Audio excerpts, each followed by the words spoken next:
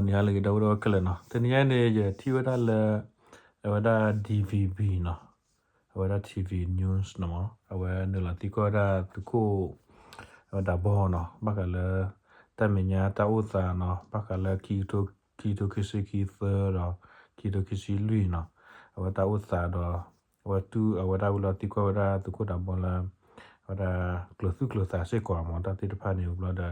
du da le ki tho ti pa mi ki no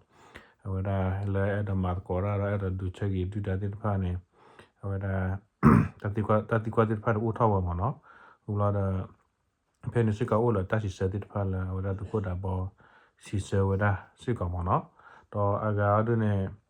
ke da wada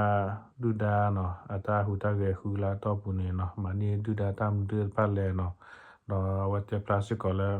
ni wada do du no ata ka li ba ni ya ka du da ti pa ne wa te pe te le he to kha wa no ba tro che o wada ba to te lo mo no no ke ke ru ne ko la sa ra phe wada apu kui no pe te pe apu kui te la le pe ne pe ti ya da la wada ya da da tu tu no la te ke hu no la cobra to cha tin ne no no wada su pa po ti pa pe ne no la tu ko da ba bo so wa ti pa ne no awa te ke ne wa te tho ka pho da du da mo no ko ne tho ka pa du da ka pa ko ni wa da su ko da du ya to te pe da ta gi chu la wa te rekle phi ma wa su mo no do ka ri ba no ti ko ba ka la no wa tu ma ni wa ta lor ka mi gi no te ka la te ra go bo yi mi gi no te ni wa ta chen ka ti pa ne no pa hin tu wa clu si la tu ta ma ne ba su ko no pe ne pe ti ya la tu ko da mo na te flower su ko la wa te ka te go bo yi ne ba ya ne ni wa si yo ne ki ko mo no la ka la te ra go bo yi ka ba ko do wa la che ta ka ru ne wa te ka ha wo ki wa da pe yo tu mo so ro ata je ka no no ru ne no mi ba de ki wa de ko le no ta ba ko ma ko pa ra we ma ha wo ki we no no le awa te pe ko da la anyu ji ri pa de no ma awa te hi ma se ki wa da no ka chu ya la hi ma chu de ni si ko mo no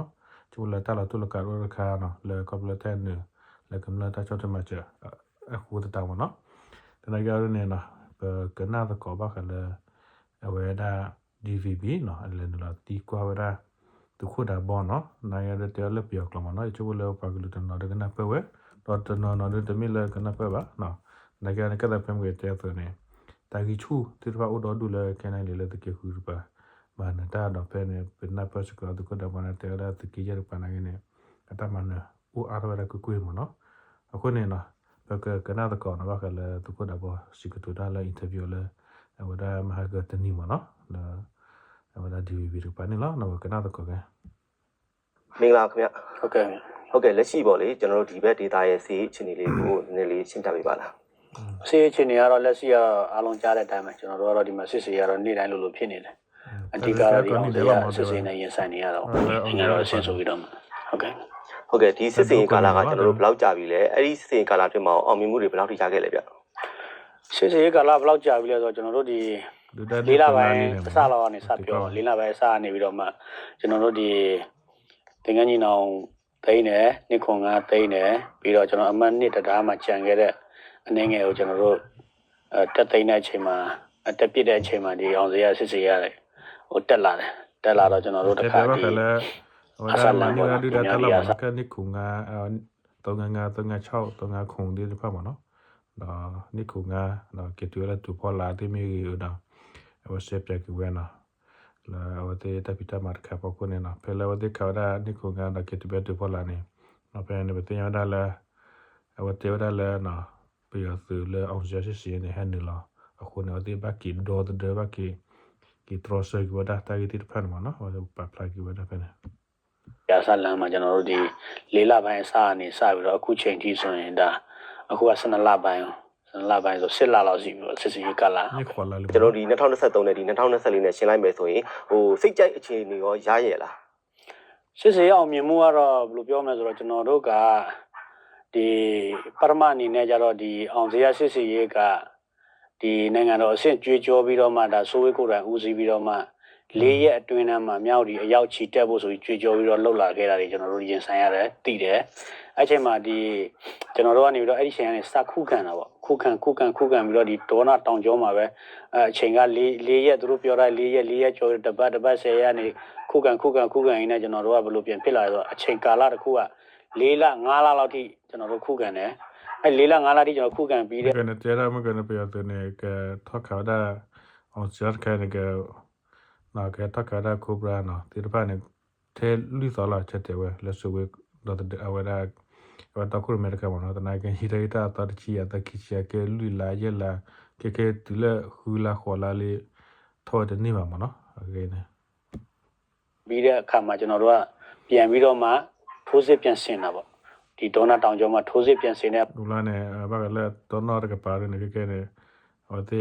la cura pa ne le toca que we de lu mo no te bi ka da linya ka pa pe yo te toca wa que ne we te ta plan la lu kara du da ni wa ta su gue ne ta te pa le pla ke le lo mo no na ga du be ka na ye si mo no ချိန်တဲ့အပေါ်မှာကျွန်တော်တို့ပြန်ကြည့်မယ်ဆိုရင်ကျွန်တော်တို့အခုချိန်ထိကျွန်တော်ထိုးစစ်ဒီအရန်သူကျွန်တော်တို့လာပြီးတော့မှတိုက်တော့စိုးမိုးခဲ့တဲ့ဂုံးတွေပေါ့နော်ကျွန်တော်တို့ပြန်ပြီးတော့မှသိသိနိုင်ခဲ့တယ်နော်တချို့တော့ဝက်သောဂုံးတွေကျွန်တော်ပြန်ရတယ်အခုချိန်ထိဆိုရင်ဒါကျွန်တော်တို့သူတို့စိုးမိုးတဲ့ဂုံး3ဂုံးကိုကျွန်တော်တို့ပြန်တိုက်ခိုက်နိုင်ခဲ့တယ်အောင်မြင်မှုအနေနဲ့ပြောရမယ်ဆိုတော့အများကြီးပါကျွန်တော်တို့ဒီစတက်လာတဲ့အချိန်ကတည်းကကျွန်တော်တို့ဒီသူတို့ရဲ့ရန်တရားကြီးတွေပေါ့နော်ကျွန်တော်တို့တန်ချက်ကကားတွေကျွန်တော်တို့ဖြည့်ဆည်းနိုင်ခဲ့တယ်ပြီးတော့ဒီ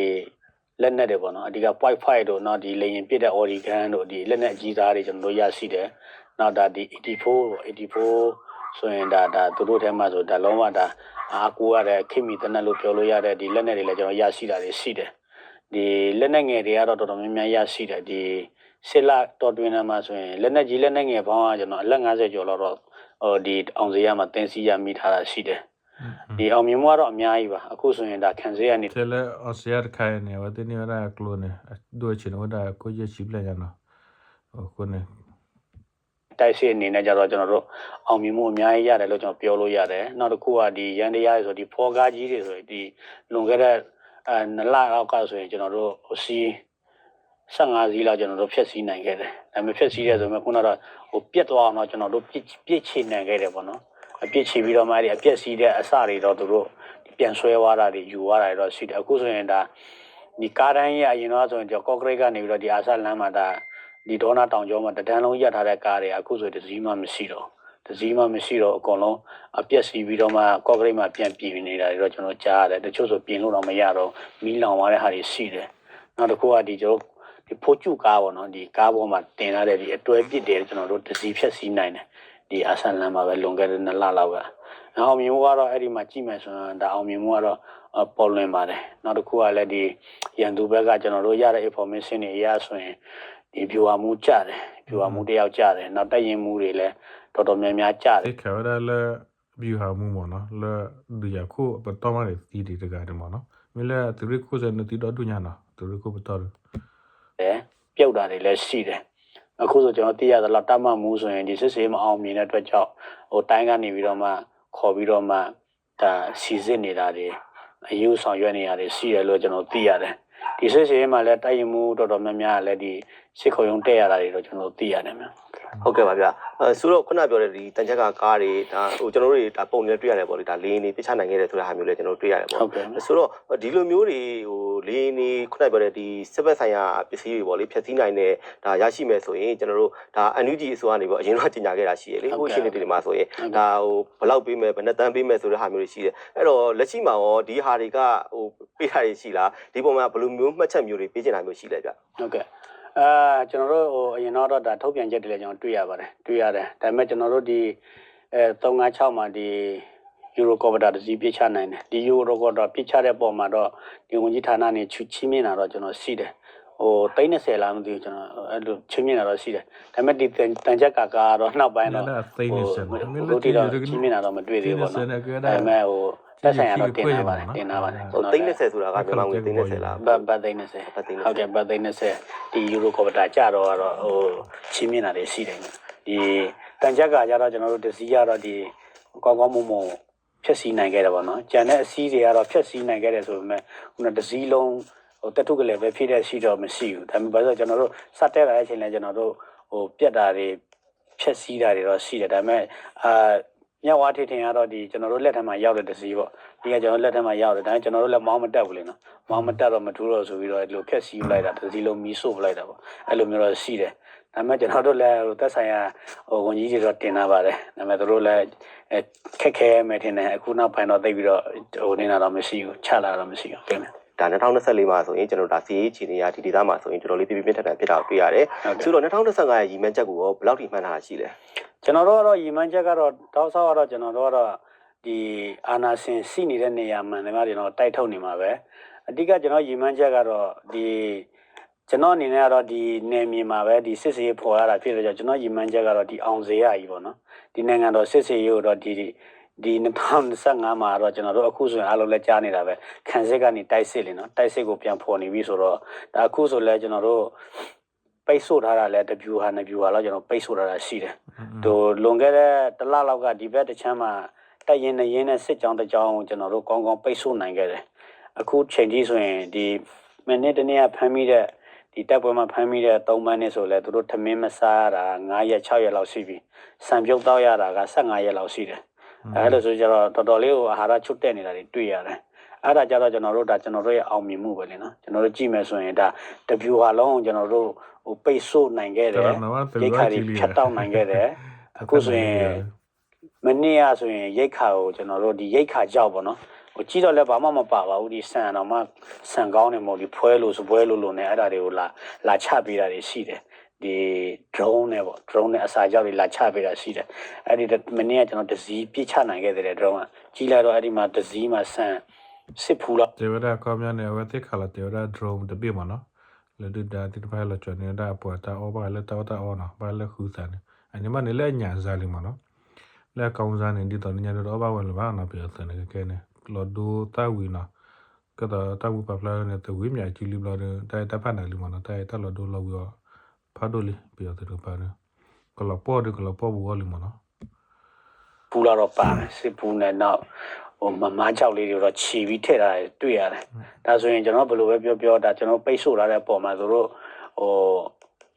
ဖမ်းမိတဲ့3မန်းမေအပေါ်မှာလည်းဒဏ်ရာရတာတွေမသေးသင့်တာတွေသေတာတွေလည်းအများကြီးတွေ့ရတယ်နောက်တစ်ခုကစားစရာမရှိတော့လို့သူတို့ကိုယ်နိုင်ကဒီတောမှာရှိတဲ့ငပြောဦးတို့ဒီတင်ဘောချမ်းမှာမြန်ဆိုင်တဲ့တင်ဘောပင်တွေလိုက်ပြီးတော့မှချိုးစားနေရတယ်ဆိုပြီးတော့မှထွက်ဆိုတာပြောပြတာရှိတာပေါ့နော်ဟုတ်ကဲ့ဆိုတော့ဒီဘက်မှာလည်းဒါတော်လိုင်းအင်အားစုတွေဘက်ကနေပြီးတော့ဒါစစ်တပ်ကိုဒါဝင်းရပိတ်ဆို့ထားရဲဆိုတဲ့အခြေအနေမျိုးတွေကြားသိရတယ်ပေါ့လေဆိုတော့ဒီဖမ်းမိထားတဲ့ဒီသုံးပန်တွေရဲ့ပြောစကားအရဆိုရင်သူတို့ရဲ့အတွင်းထဲမှာရောဒီစိတ်သက်ရေးရဘယ်လောက်ထိပြပြနေပြီလဲဗျအတွင်းထဲမှာတော်တော်ပြပြတယ်အခုဆိုရင်များသောအားဖြင့်ကကျွန်တော်တို့ဒီနောက်ပိုင်းမှာဆိုရင်ဒီလူဟောင်းတွေလည်းပါတယ်လူသစ်တွေလည်းပါတယ်လူဟောင်းတွေဆိုရင်တော်တော်လေးကိုစိတ်ကုန်ပြီးတော့မှတော်တော်လေးကိုတော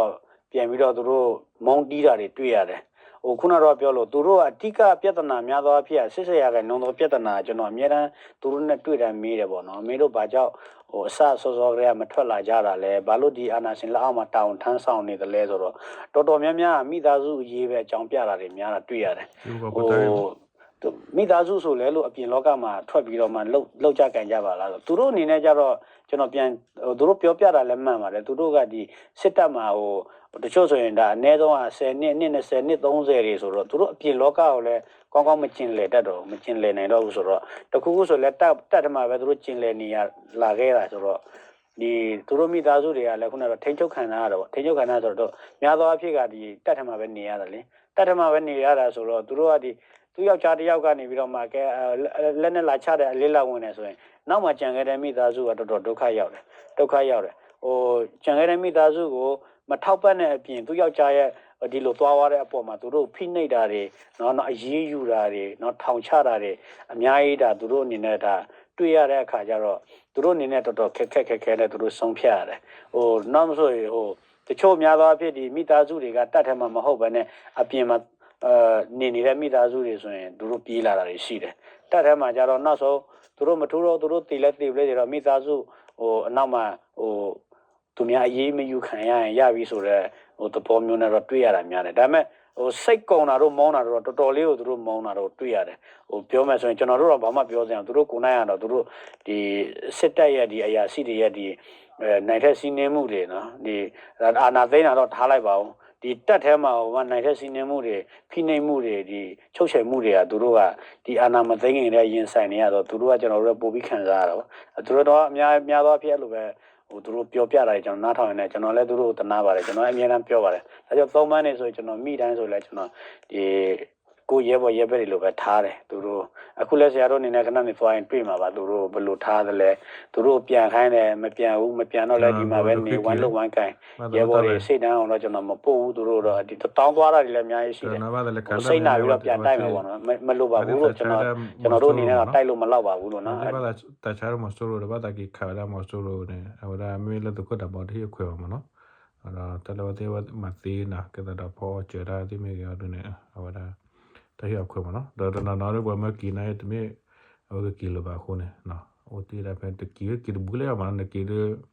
တလချာကီခူတာစီမှာနော်အဒီကကျွန်တော်တို့ထမင်းပဲချက်ပြီးတော့ပို့ပေးရပါပြီဆိုတော့အများကြီးတွေ့ရမှာခဏနေသွားရင်တွေ့ရမှာ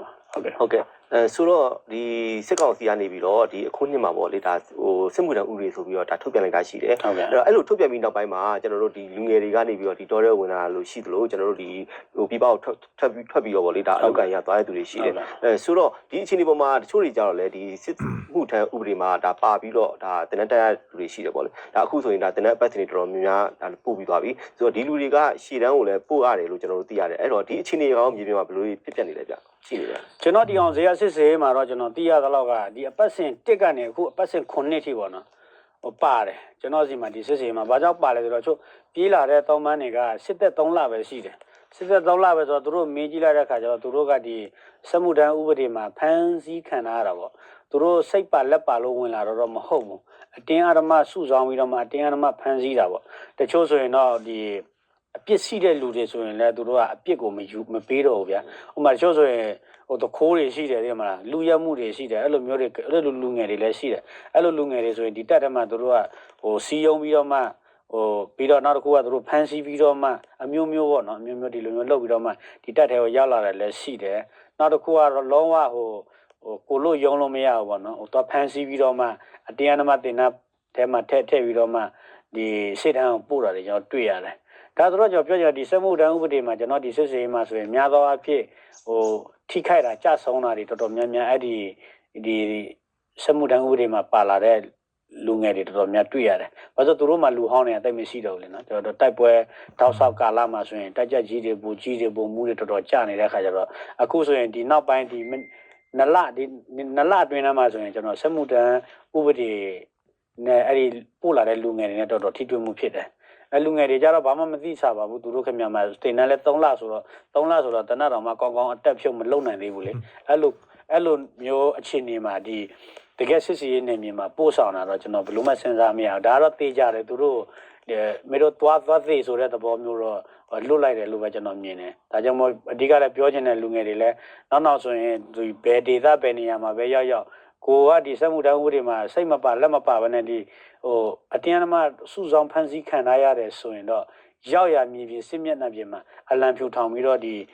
ီပြည်သူတွေနဲ့ပူးပေါင်းပါဒီ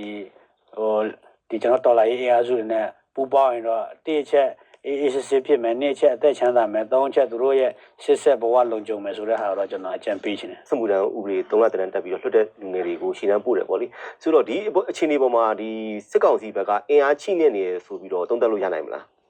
ဒီပေါ်မှာတော့ချိနေရုံမှာမကောက်ရှိကိုမရှိတော့တာအဓိကပြောချင်တာတကယ်ဟိုအရင်တော့လိုမျိုးပေါ့နော်ကျွန်တော်တို့ငငယ်တော့ဆိုရင်တကတမတွေဆိုကျွန်တော်တို့သုံးသပ်လို့ရတယ်လေအရင်တော့ကျွန်တော်ဒီကရင်ပြည်နယ်တပြည်နယ်လုံးတမလေးတမနဲ့ပဲထိန်ခဲ့တာပဲအရင်ဟုတ်တယ်မလားအခုဆိုရင်ဒီတမ55ဆိုတာကရင်ပြည်နယ်ပဲဘယ်တော့မှစစ်စစ်မလုပ်ခဲ့ဘူးဘာလို့ဆိုတော့ဒီတမလေးတမနဲ့ကိုထိန်ခဲ့တာဒီတမဟာတွေဆိုရင်ဒီကရင်ပြည်နယ်အခုဆိုရင်ဒီတမတစ်ခုရဲ့အင်အားကပြန်သုံးသပ်လို့ရတယ်ကျွန်တော်တို့အရင်တော့ကျွန်တော်ငယ်တော့ဆိုတက်ရင်တရင်ဆိုအနည်းဆုံးဖွဲ့စည်းပုံပြည့်ဆိုလူ900လောက်ရှိတယ်ဖွဲ့စည်းပုံပြည့်မှာလူ900ဒါဆိုစစ်ထွက်ရင်အနည်းဆုံး200ကျော်300တိထွက်နိုင်တယ်တမလူ2000ကျော်3000လောက်ရှိတယ်ဒါပေမဲ့ကျွန်တော်နဲ့လွန်ခဲ့တဲ့ဒီ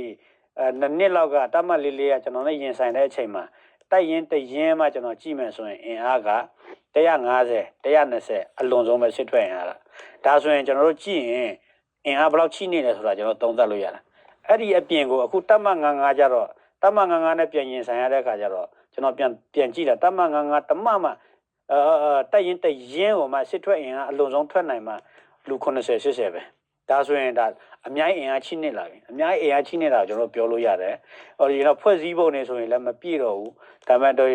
က်ရင်တရင်မှာအကောင်လုံးကလေးကစားမိန်းမကစားအကောင်လုံးတွက်မယ်ဆိုတော့150လောက်တော့ရှိမှာပေါ့ဒါပေမဲ့အဓိကစစ်ထွက်အင်အားကိုကျွန်တော်တို့တွက်ရတာပေါ့စစ်ထွက်အင်အားကကျွန်တော်